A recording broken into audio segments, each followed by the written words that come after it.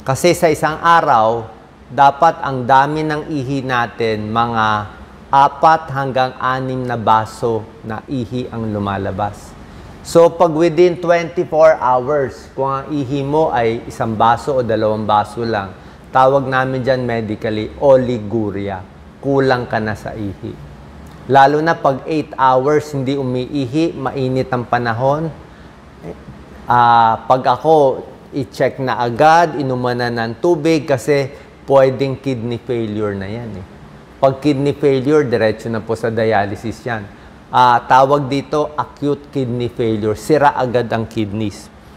Dati, ang tinuturo ko sa inyo, chronic kidney failure, yung dahan-dahan tataas ang creatinine, kumain ng mga chichirya, maaalat, high blood, ilang taon, bago magda-dialysis. Ito, iba. Hindi lang uminom ng tubig, 24 hours lang na dehydrate, shutdown agad ang kidneys. Kidney failure agad. Kaya pag matagal na hindi umiihi si tatay, si nanay, yung anak natin, yung mga bata, lalo na mga senior, delikado. Okay? Ang normal range ng ihi natin, ito po, 800 ml to 2 liters in a day. So mga 4 na baso hanggang 6 na basong ihi dapat. So, para makuha natin yung 4 na baso at 6 na basong ihi, kailangan ng iinumin mo, mas marami pa. Kung gusto mo 6 glasses ng ihi, ang inom mo minimum 8 glasses o 10 glasses of water. Kasi nga, hindi naman lahat ng iniinom mo lalabas sa ihi.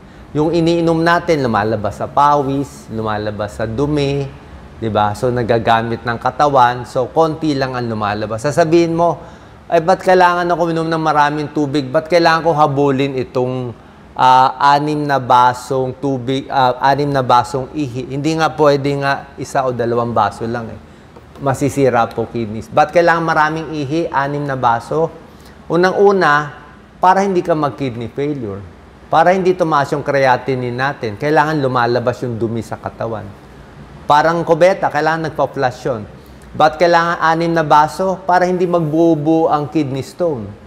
Yung mga kinain mong asin, patis, toyo, di ba? Kundi, puro ka na kidney stone. Bakit kailangan 6 na baso lumalabas na ihi? Para hindi ka magka-UTI. Kundi, mag-iipon ng bato, mag-iipon ng bakterya. Yun nga pang flush. Ang trabaho ng kidneys lang, gumawa ng ihi. Kaya trabaho natin, uminom na maraming tubig. Yun lang po ang kailangan. Lalo na pag mainit ang panahon. Kaya nga, recommended 8 to 10 glasses pag hindi mainit. Pero ngayon, kung mainit, mas marami pa ang kailangan. Oliguria yung kulang sa ihi. Anuria, hindi na umiihi. Anuria, 50 ml na lang ang ihi in 24 hours. Ito po, kidney failure na to. Maraming cause bakit hindi na umiihi. Isang cause dito, isa lang dito yung dehydration, kulang sa pag-inom ng tubig. Pero meron pang ibang dahilan. Pwedeng may pagdurugo, okay, pero obvious naman dapat kung may bleeding ka. Pwedeng may heart failure, humina ang puso, na heart attack. Pwedeng may sira sa kidneys mismo. May sira yung kidneys na kidney failure, baka nasobrahan ka ng mga pain relievers. Pwedeng may diabetes, may high blood na sira, pero matagal pa dapat to. Pwedeng may fever, may lagnat, na dehydrate, or pwede rin naman di umiihi, barado. Baka may kidney stones, baka malaki yung prostate, barado, baka may bukol, nakabara, o baka may infection, possible din yon.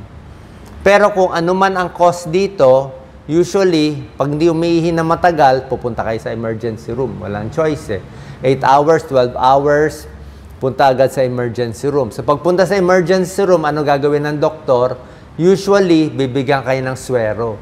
Lalagyan kayo siguro ng 3 baso o 4, almost 1 liter, 4 na basong tubig, ilo-load ka, baka ganun karami. So tubig din bibigay sa'yo.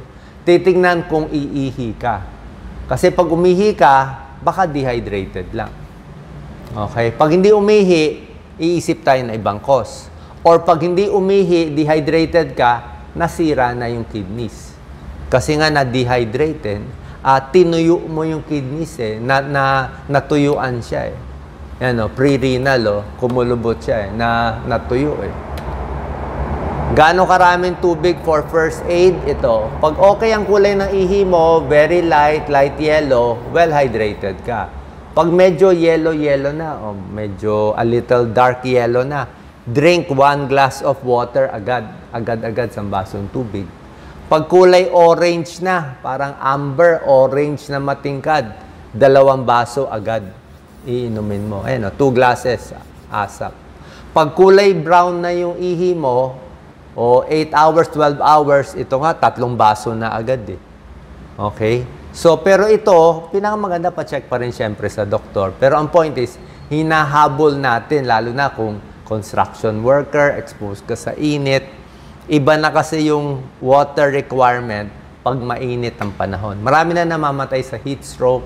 Hindi lang nababalita, nung isang araw may 6 daw. Pero sa compute ko dati, sa nakikita ko, aabot ng hundreds daan-daan ang namamatay na kababayan natin sa init, sa dehydration, lalo na mga senior, pag mainit ang panahon. Hindi lang nababalita yon. Kasi sa init, lalabas na yung mga sakit. Ano signs na dehydrated na kayo? Ayan, tuyong-tuyo na siya, tuyo na ang labi, tuyo na masakit ang ulo, headache, usually dehydration din yan, fatigue, pagod, dry skin, ayan, dry yung dila. Tapos yung ihi, very dark colored. Ayan, mabilis. Pag sa mga sanggol, sa mga bata, yung diaper hindi na nababasa. Okay?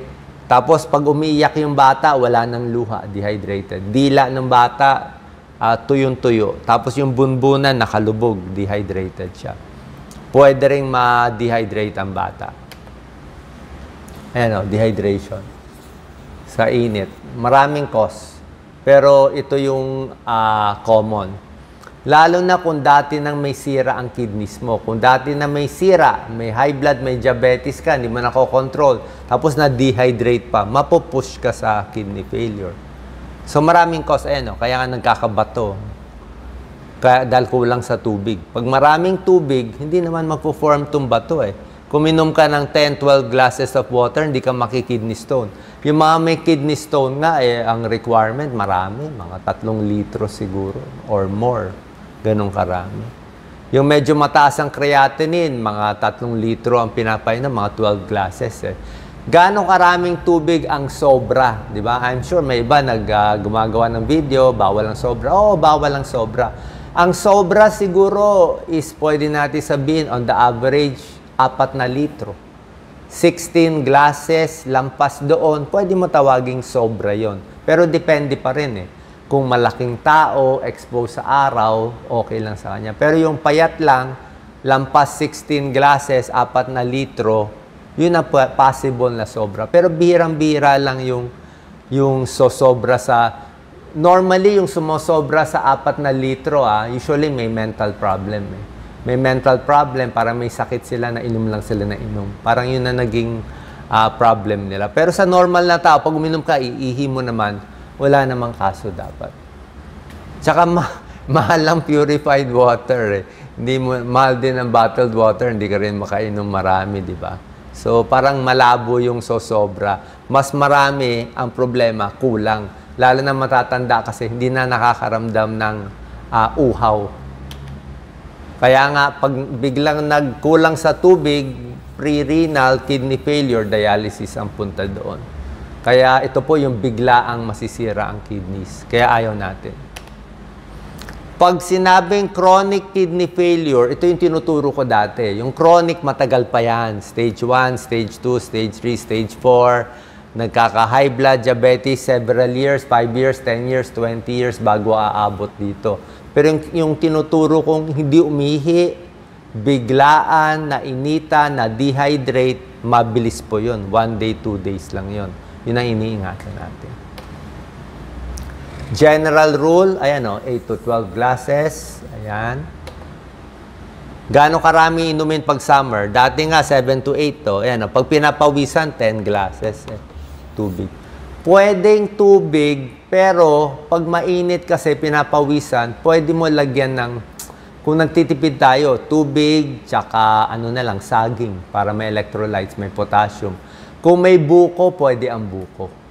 Pero hindi 10 basong buko. Siguro, baka 7 baso ito, 3 baso yung buko, para meron ka lang konting electrolytes. Or yung may pera, pwede sports drink, parang mga Gatorade, yung mga sports drink. Pwede rin, siguro, baka 2 sports drink, iba puro tubig na lahat, pwede rin. O meron din yung iba, Pocari. Pocari kasi gusto ng mga nephrologists, maganda daw. Hindi po natin na-advertise, mga mahal ito Kaya sabi ko pa, nagtitipid, buko na lang, okay din. Pero yung may pera, usually yun ang mga marami pang electrolytes na pang exercise talaga yon. Okay? Tayo, tubig, saging, pwede na sa atin. Maraming benefits ang tubig. Maganda sa kidneys, para hindi masira kidneys, magkakaroon ng energy, hindi sasakit ang ulo, for headache, para hindi ka rin ma-constipate, kailangan mo rin yung tubig, marami, para may problema sa tiyan, tulad ko, heartburn, hyperacidity, ulcer, gastritis, tubig pa rin yan. Para mahugasan yung acid, para hindi masira yung boses natin pag umakyat yung acid, di ba? Pag ako kasi may GERD ako, may acid, tubig ako ng tubig. Kahit madaling araw, inom rin ako ng tubig. Sa mga 12 glasses ako ngayon. Ayan tignan nyo. Pag mainit ang panahon, tingnan mo requirement niya. Every 20 minutes, 1 glass of water. Working out in the heat. Mga construction worker, gano'n. Sa isang oras sa init, nag-jogging ka sa init, 3 baso nga ang requirement 2, 3 baso, ganun karami. Para lang mapalitan mo yung pawis. Kasi ngayon, mapapansin mo nga, kahit kayo po, mag-comment kayo, ilang oras kayo hindi umiihi Bakit? Uminom naman kayo ng tubig, hindi kayo umiihi. Bakit? Kasi nga, pawis ng pawis So, kulang pa rin yung ihi natin. So, pag kulang ang ihi natin, hirap yung kidneys.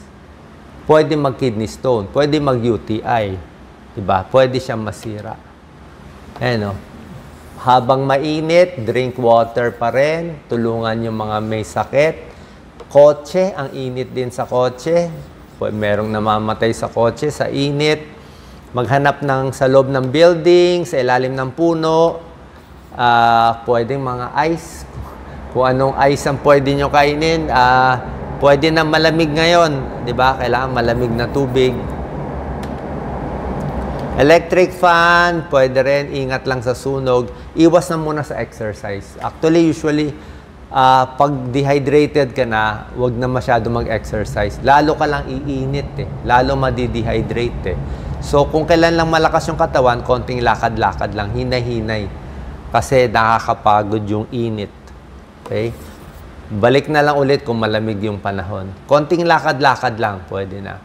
Tulog, sapat, para okay ang katawan natin, pati kidneys. Tulad na sinabi ko, ayaw natin may any dagdag damage sa kidneys. Okay? Pain reliever, lagi ko sinasabi sa inyo, di ba? Huwag masyado sa pain reliever. Pag hindi naman talaga kailangan, hindi nireseta ng doktor, huwag na lang iinom. Baka masira ang kidneys. Kahit over the counter pa siya. Kaya nga pinapaalam ko sa inyo Huwag din sobra daming protina, sobra daming karne, hirap din yung kidneys. Okay, high protein, ingat din. Mga protein supplements, yung mga bodybuilder, konting ingat, lalo na kung dehydrated kayo, delikado din. Okay? Depende naman sa mga bodybuilder na sa inyo. Iba naman kaya, pero yung kidneys nga ayaw niya masyadong maraming protina. Low sodium. Sa inumin, tsaa, pwede kape. Nakaka-dehydrate din yung kape. Konting bawas sa kape. Alak, iwas tayo sa alak. Nakaka-dehydrate ang alak. Tapos, syempre, dapat controlled ang blood sugar natin.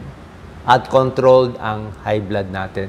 Minsan, controlled ang high blood, controlled ang blood sugar. Pero pag nagkakaedad kasi, nasisira din yung kidneys. Pag tumatanda, humihina ang kidneys So, konting injury, konting minsan may mga MRI, may mga scan, may mga contrast na nilalagay. Pag nasira agad yung kidneys, yun din, di rin iihi. Mas maingat tayo dapat. Kung may problema sa pag-ihi, punta tayo sa nephrologist, kidney specialist, siya ang tumitingin sa inyo. Final tips para alagaan ng kidneys, avoid alcohol, avoid smoking, gamutin ng high blood diabetes. Ito, uminom ng maraming tubig. Tulad ng sinabi ko, tubig, pwedeng sabaw, pwedeng pakwan, pwedeng melon, pwedeng buko. So, merong konti rin. Merong konting mga electrolytes, meron din konting water para makaihi tayo at least 4 na baso hanggang 6 na basong ihi dapat lumalabas everyday para maganda yung kondisyon ng ating kidneys. Okay? Ang daming may kidney failure sa Pilipinas. Kahit saan kayo tumingin, ang daming dialysis center. Bakit? Mainit ang panahon, maalat tayo kumain, marami pa sa atin hindi umiinom ng tubig kasi hindi nila alam na yung tubig ay malaking tulong sa ating kidneys at sa ating katawan. Ingat po palagi. Salamat po.